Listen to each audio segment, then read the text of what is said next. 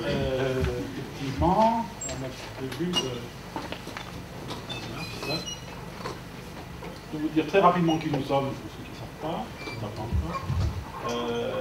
on va essayer de donner quelques idées reçues sur la spécificité de la population. Finalement, il y en a beaucoup d'idées reçues, mais voilà, ce qu'on entend régulièrement. On parle de personnalité, qu'est-ce que c'est que la personnalité? Bon, on va pas faire un cours de psychologie. On va parler effectivement de la connaissance de soi dans une optique équipe, bien sûr, c'est ça qui est important, parce que pour accepter l'autre, il faut le connaître et se connaître soi-même, bien évidemment. On va regarder quelques cas, effectivement, où l'analyse de personnalité peut justement apporter quelque chose dans l'amélioration globale. Et puis on parlera un peu de méthodologie et d'outils. Un peu d'outils, c'est vrai qu'il en existe des dizaines et des dizaines. On vous parlera de nos choix. Et pourquoi ce sont ces choix-là. Toujours effectivement en faisant un focus, on peut dire, sur la notion d'éthique. Alors, donc, nous sommes un cabinet qui fait du recrutement et du conseil RH, incluant dans la partie conseil RH de la formation, bien sûr. Nous sommes spécialisés. Qu'est-ce que ça veut dire? Ça veut dire que nous connaissons les métiers de l'high-tech, parce que nous sommes des anciens managers, des anciens experts, etc., dans les métiers de l'informatique, des télécoms, des électroniques. Nous connaissons, nous prétendons connaître un petit peu quand même plus que d'autres les secteurs d'activité, puisque c'est les milieux dont nous sommes issus et dans lesquels nous nageons en permanence. Nous avons une dimension locale et internationale du positionnement. Et puis, effectivement, nous sommes 4, donc il ne s'agit pas de vouloir faire tous les recrutements d'EDF, c'est pas nous. Donc, on est plutôt, effectivement, auprès des sociétés de petite ou de très petite taille. Voilà, et nous travaillons en réseau, c'est-à-dire qu'effectivement, c'est un mélange de bureaux, de home office, etc. Et puis nous sommes effectivement partenaires de cabinets internationaux, en Angleterre principalement, mais également en Allemagne, en Italie, qui nous permettent d'adresser, pour des sociétés par exemple qui ont besoin de se développer à l'international, d'adresser des besoins, par exemple de recrutement d'un responsable d'agence d'économie, par exemple. Voilà, alors, on parlait d'idées reçues. Est-ce que tous les informaticiens sont pareils? Je vous laisserai répondre. Paraît-il, ils sont trop motivés par la technique. Ils ne savent pas ce que c'est qu'une entreprise, ils ne savent pas ce que c'est que le business, paraît-il. Ils sont plutôt attachés à, effectivement, apporter une fonctionnalité plus importante qui va leur coûter beaucoup de temps à y consacrer par rapport à un avantage business qui peut être minime, par exemple. Ce sont des gens qui ne savent pas écrire, paraît-il. Faute d'orthographe, etc., y compris chez les dirigeants. Ce sont, paraît-il, des gens qui manquent de méthode, qui sont entre guillemets bordéliques, peut-être, je ne sais pas. Quand tout va bien, ce sont plutôt des divas. Quand tout va mal, ils ne savent pas pourquoi ça va mal. Donc ils vivent assez difficilement les retournements de marché. Et puis, ce sont des gens pour qui la formation d'origine est très déterminante. Voilà un petit peu. C'est des idées reçues. C'est pas des, comment dire, des vérités. Voilà. Donc, mais c'est des choses que nous, on entend assez souvent dans les différents contacts que l'on a avec en particulier des gens de la filière et des gens qui ne sont pas de la filière. Et quand on a dit ça, est-ce qu'on a parlé de personnalité? Peut-être pas. Et c'est là que je vais laisser la parole à Michel, qui va venir effectivement sur le terrain, on peut dire, de la personnalité, parce qu'une personnalité, quand on parle de personnalité, on parle de personne, une personne, c'est quelqu'un d'unique. Voilà, donc Michel, je te laisse enchaîner. Alors, est-ce qu'on a parlé de personnalité?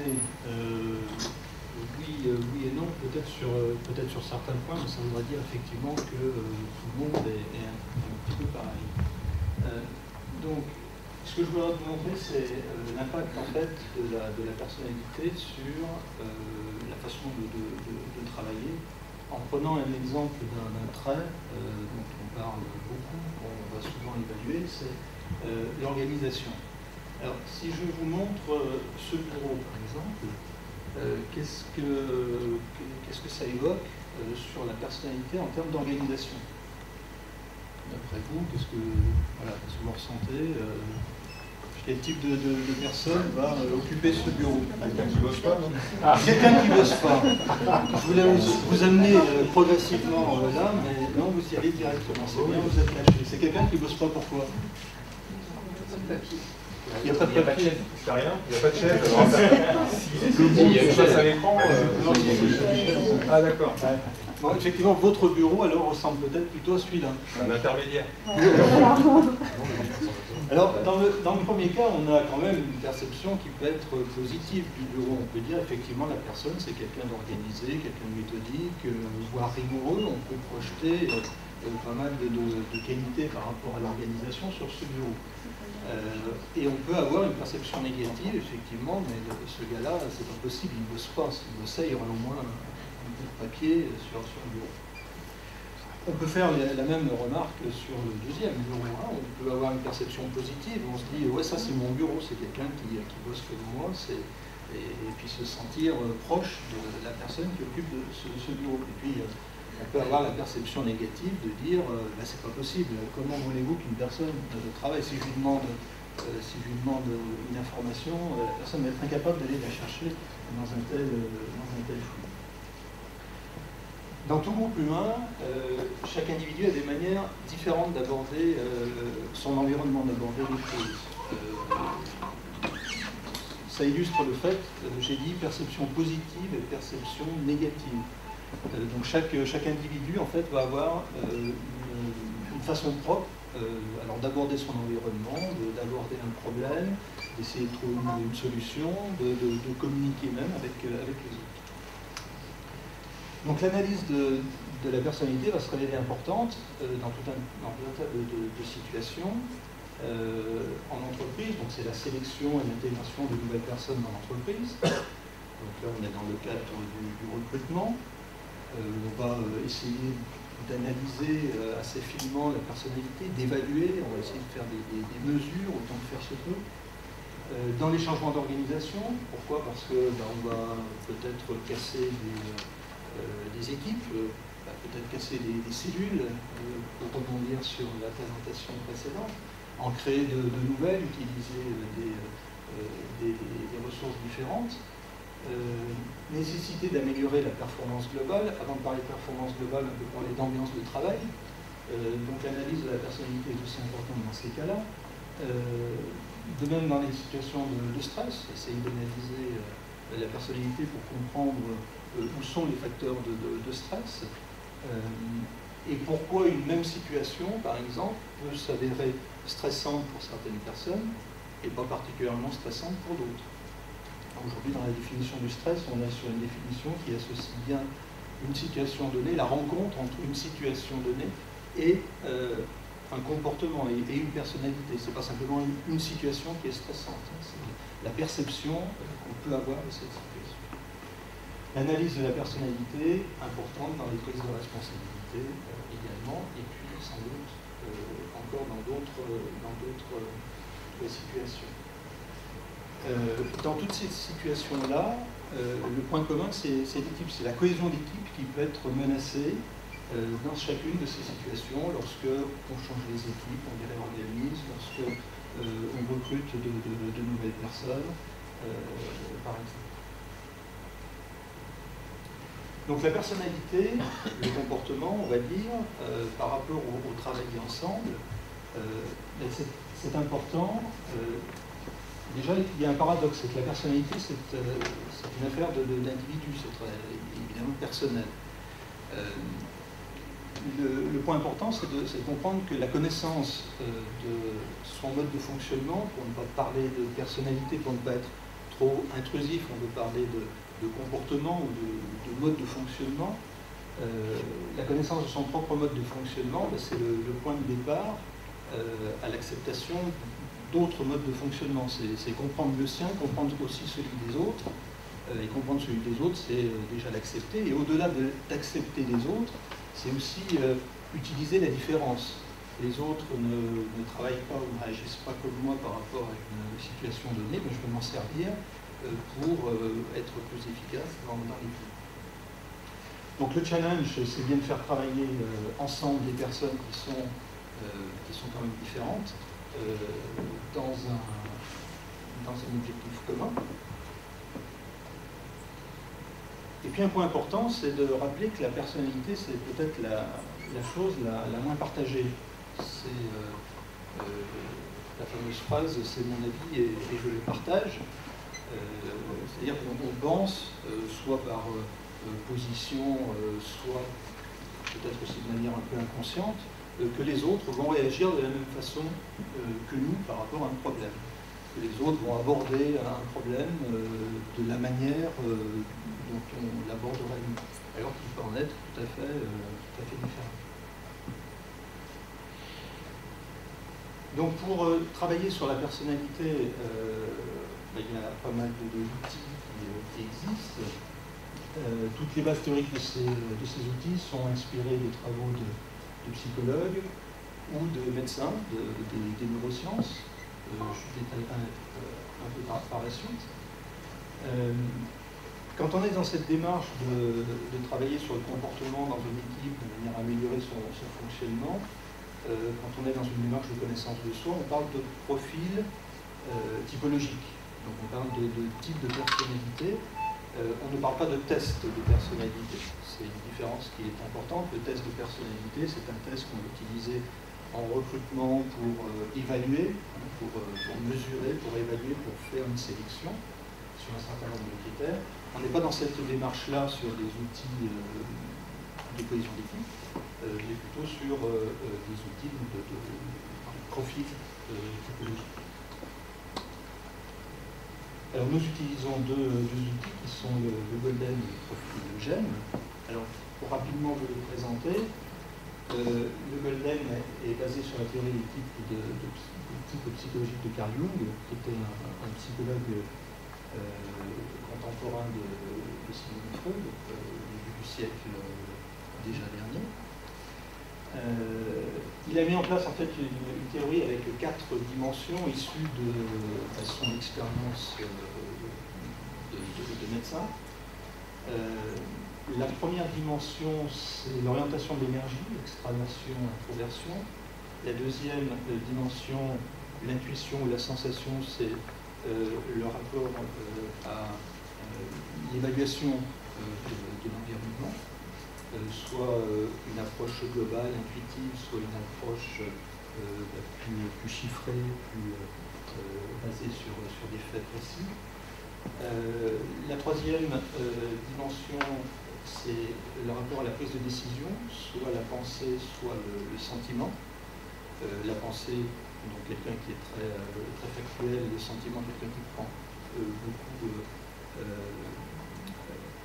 en compte les autres, d'ailleurs, et leurs sentiments.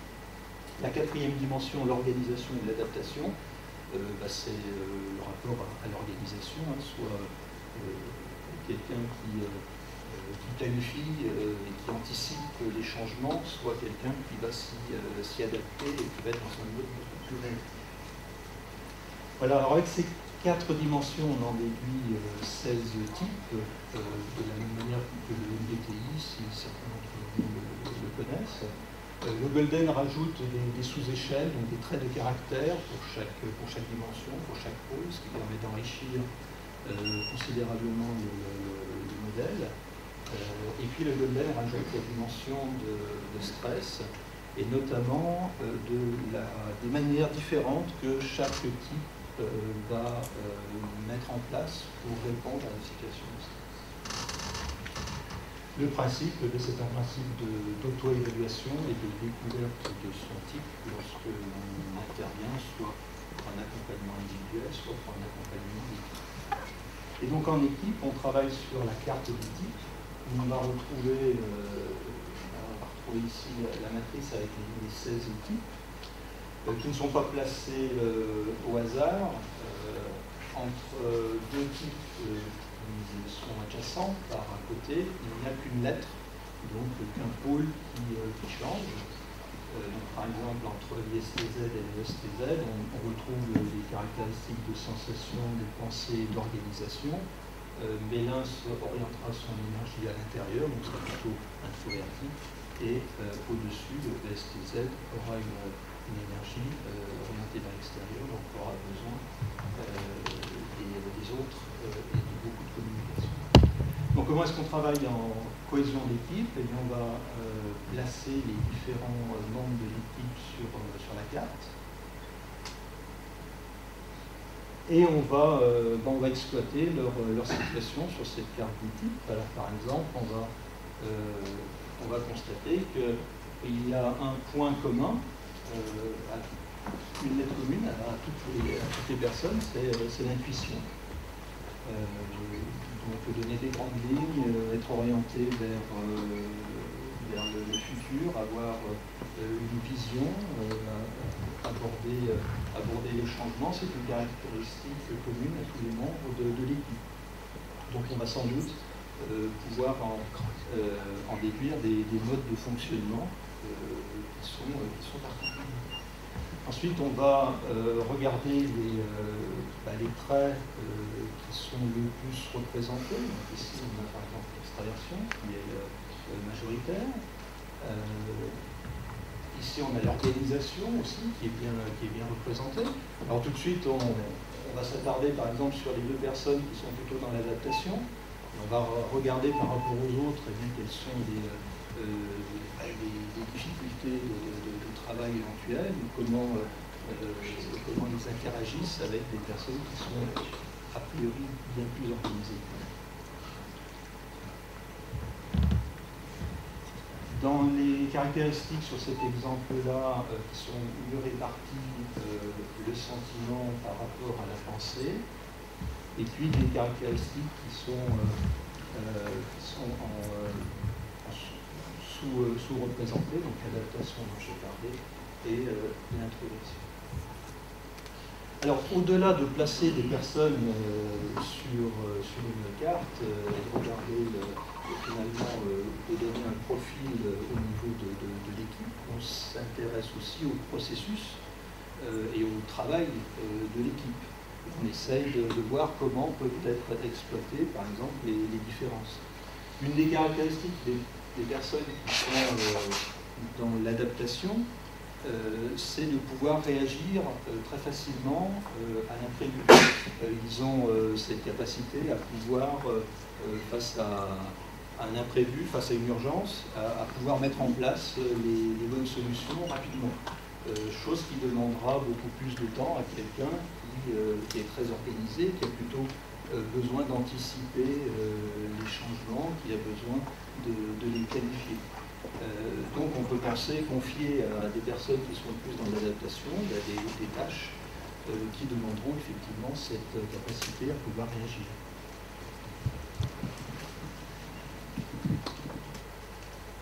Nous travaillons également avec un autre modèle qui est le profil GEM.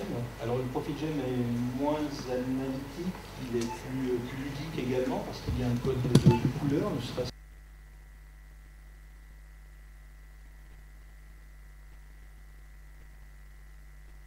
neurosciences qui ont mis en place un modèle physiologique du cerveau.